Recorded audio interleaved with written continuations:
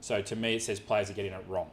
Yeah, the off-season and pre-season is done poorly. Therefore, players aren't prepared for the match demands when we get to round one.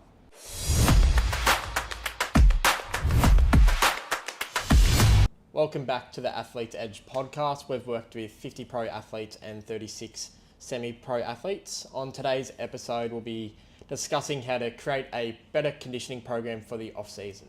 So, Tim, most athletes think running more will automatically make them fitter, but sometimes more can actually be worse because it's not just about how much you run, it's also about how you run. So why is conditioning in the off-season so important, and what should athletes be prioritising? I think everyone can relate to the importance of off-season in terms of how it prepares us for pre-season and then obviously what lead into the season. But what's really important to consider with your conditioning is when we talk a lot about chronic load, we get a lot of our conditioning and running from our sport training. In off-season, all that's out of the schedule. So we look at how we, condition the body, build the engine so we have fitness to run out games. And that takes time, and you can't just jump into full training. So it's really important off season that we're thinking about building that so we can keep consistent. Just on the back of that, we've got to keep in mind, to your point around it's about how you run, is players go through these big off-season training blocks, all these big pre-seasons, and what happens around one. We've spoken about this before. Cramp. How many players cramp? That shouldn't happen because you've had 6 months to prepare for that game. If anything, later in the season, I'd understand it when there's been all these different things you've had to manage around, schedules and injuries and, just fatigue and tough games. So, this is the one time where you get to really plan and build. So to me, it says players are getting it wrong. Yeah, the off-season and pre-season is done poorly. Therefore, players aren't prepared for the match demands when we get to round one. So that's important to think back, because if you go round one and work backwards, you've then got to start now. If that's 3 months away, 5 months away, what am I going to do each month to build up to be so I can have a really good training block with high intensity, but get there safely? Yeah, and we've talked about in the past how most coaches kind of get it wrong around, they think it's through a lack of fitness, not in terms of why people cramp, and not a lack of intensity. So most athletes do tend to struggle with what kind of running program they should be doing, how often, all that kind of thing. So we use a simple test called sort of MAS, which stands for maximal aerobic speed. Yep. Can you explain what MAS is and how athletes can test it? So we use a test where around that 6 minute threshold has been the best you can do, which is why I'm not a massive fan of, say, the 2K, because unless you're a really good runner, 2K gets out to 6.5, 7.5, even 8 minutes. It's probably too long to get a really good indication of that maximal aerobic speed. So maximal aerobic speed is the lowest speed that elicits your VO2 max. And it's shown as a test that's actually pretty reliable to the lab-based markers where you see people with the gas mask on and max testing, running or riding bikes. So it actually pretty closely relates to that. So it's pretty accurate. Off the back of that, then we can prescribe aerobic-based running using your score in that test. So we can unpack that a little bit. But it allows us to prescribe some different training sets and reps around things a bit more like aerobic capacity, where we're trying to build like a really, strong aerobic system versus more like aerobic power. So can we then add a little bit of intensity within, still training that aerobic system? So we're going to kind of break down sort of what session 1, session 2, session 3 should look like across your week. So we'll start off with the sort of long run, which is 75 to 85% MAS. Yep. So I guess most athletes kind of know this one, but what should it really look like in the off season? So this is very much aerobic capacity. So this is where to say, sometimes long runs get a bit of a bad name because I think people just default to doing only that. I think building aerobic capacity is important, and if you skip this step, you will potentially get caught out later on. But you can probably skip through and see bigger gains without it early on. But like I said, it's important in the long run just to have that general fitness. If you think of it in the gym, really fit athletes recover quick even in the gym between exercises. If you're not fit, all of a sudden, even something that's not like a fitness session, doing max strength, you get tired really quick. And that's because in the background, your aerobic system is doing a lot of work to help you recover just at a slower pace, and it can't do it. So it helps us. It's really important so that we can, be aerobically fit and cover sort of a lot more of that slower medium volume, say in a game, but it also allows us to do more work. Like fitter athletes can train more with less fatigue. So it's not the be all and end all, but it's just an important base. So it's off your MAS test, say 6-minute run test, you can work out your maximal aerobic speed. So for a 6-minute run test, it's however far you ran divided by 360 seconds, 6 minutes. That'll give you your maximal aerobic speed. So it might be 5 meters per second, for example.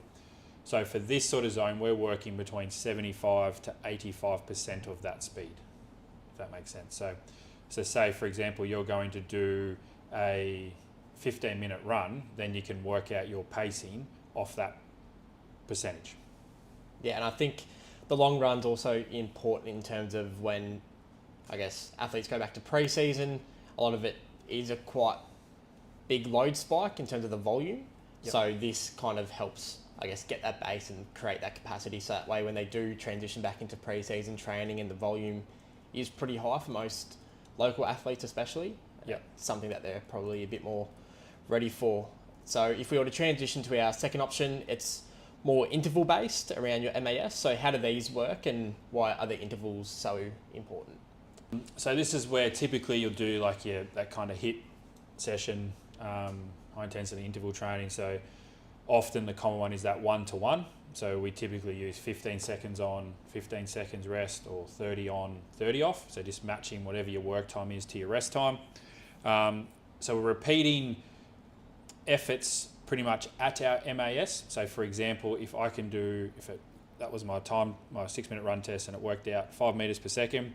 So if I'm doing a 30-second effort, I'm trying to cover 150 meters every 30 seconds. Now, as a one-off, that's not too hard because remember you did that. That's the pace you ran a whole 6 minutes at. Now you're only doing 30 seconds. But what becomes challenging is 30 seconds. Now you're challenging your aerobic system to recover in 30 seconds and then repeat that. And as long as you match that pacing, then that's where over the course of 6, 8, 10 reps, we start to build that aerobic capacity. So what's really important off that and with all this stuff is you don't overshoot it by too much. Otherwise, you've run too fast and it becomes a bit more anaerobic because the intensity is too high.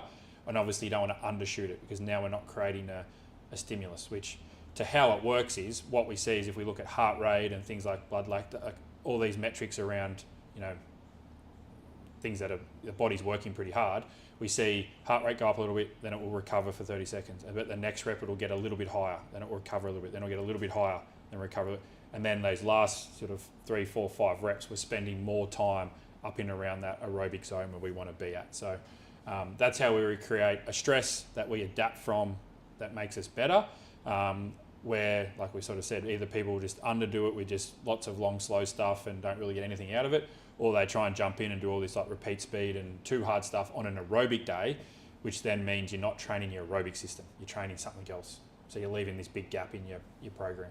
And for some athletes who are maybe a bit stronger aerobically, is it more of a 2-to-1 for them to create that stimulus? Yeah.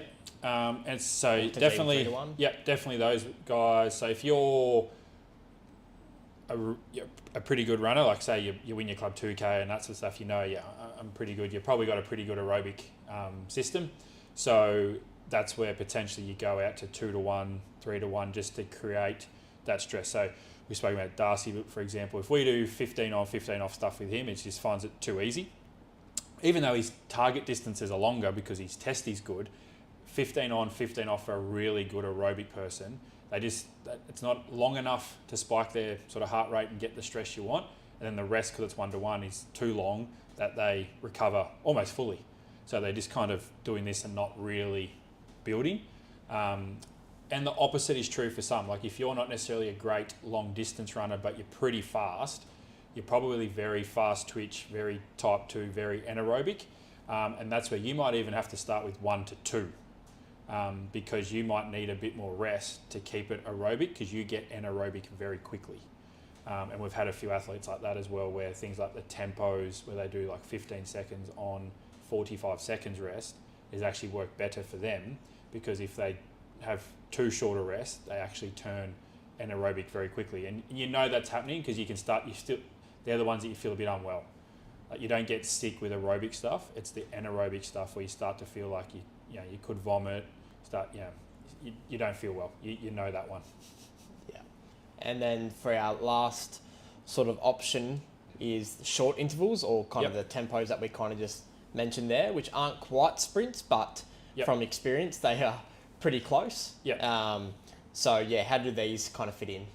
Yeah, so this is where you sort of times in that 5 by 1.2 to 1.3. So you're working at about 120 to 130%. This is, like I said, across the week, if you had a sort of slower sub MAS run, one that's right on your MAS, where it's the 1-to-1.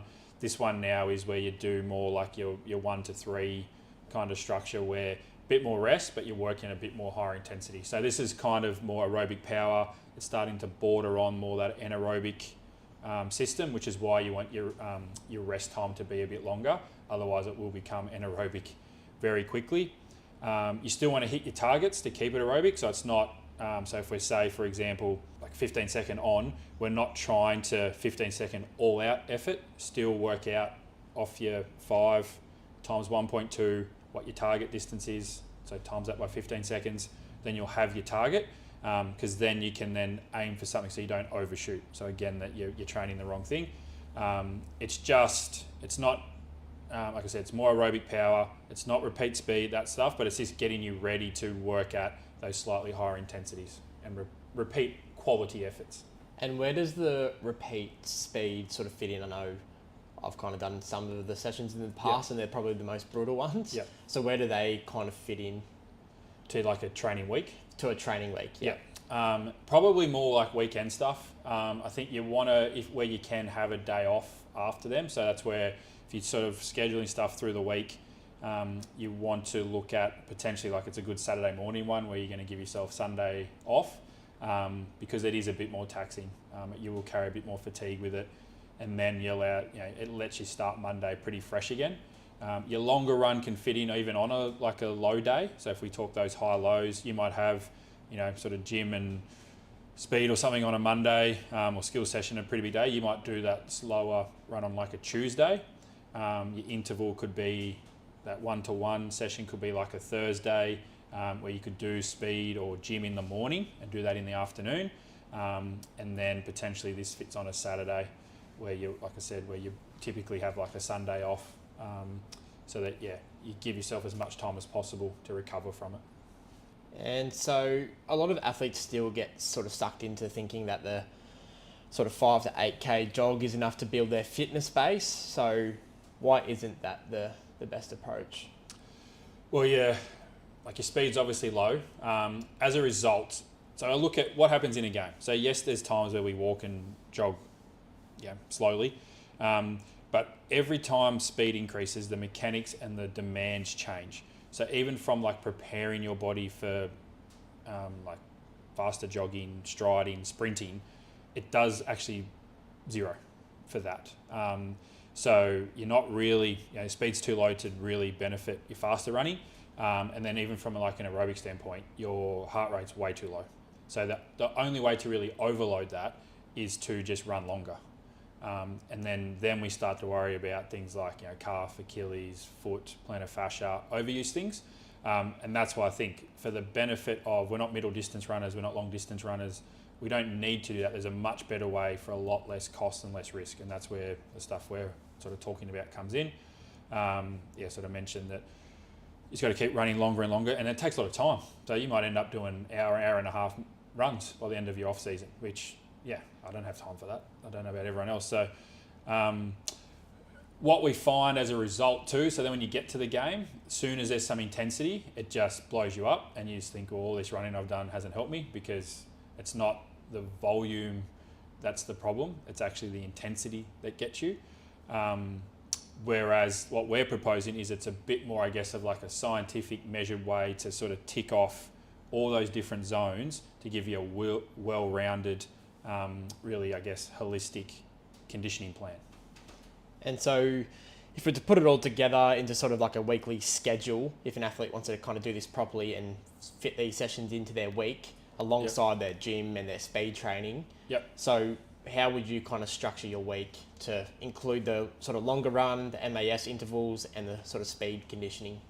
Yep. So I would look at sort of like 2 to 3 sessions a week.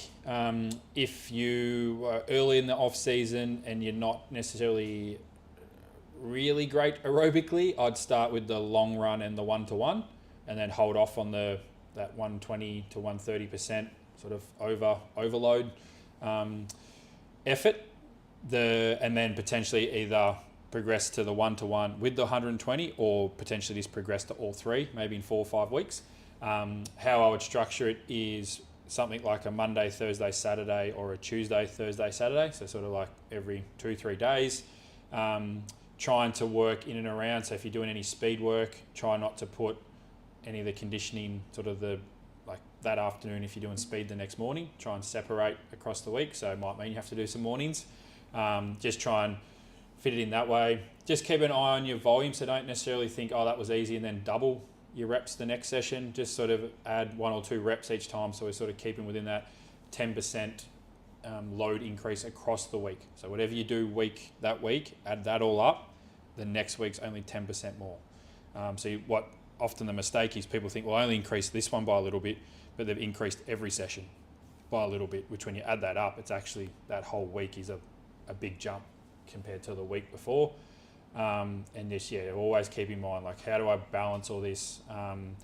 Balance it from a maintenance standpoint and get all the work you need in through your week, but still pick 1 or 2 priorities and make sure your calendar reflects that. So one of the things often we talk about with athletes is if someone says, I want to get faster, my response will be, well, show me your calendar, show me your training plan. I want to see speed as a priority. And if it's like there's no speed in there, well, obviously you're not getting faster. So then when I see 2 speed sessions, I'm like, well, what are you doing in and around that? How do you recover from them? How do you prepare for them? If that's the priority and what you want to get better at, your schedule needs to reflect that. And so to wrap it all up, do you have any last takeaways to wrap up the episode? Start with a test. So start with your 6-minute, actually get a measure where you're at, then actually map out your plan. So put some sessions together, figure out those distances, bit of maths, but it's pretty simple. ChatGPT will probably tell you the answer if you punch it in and what you want it to do. And then obviously just stick to it and execute. Stick to your targets and do it well.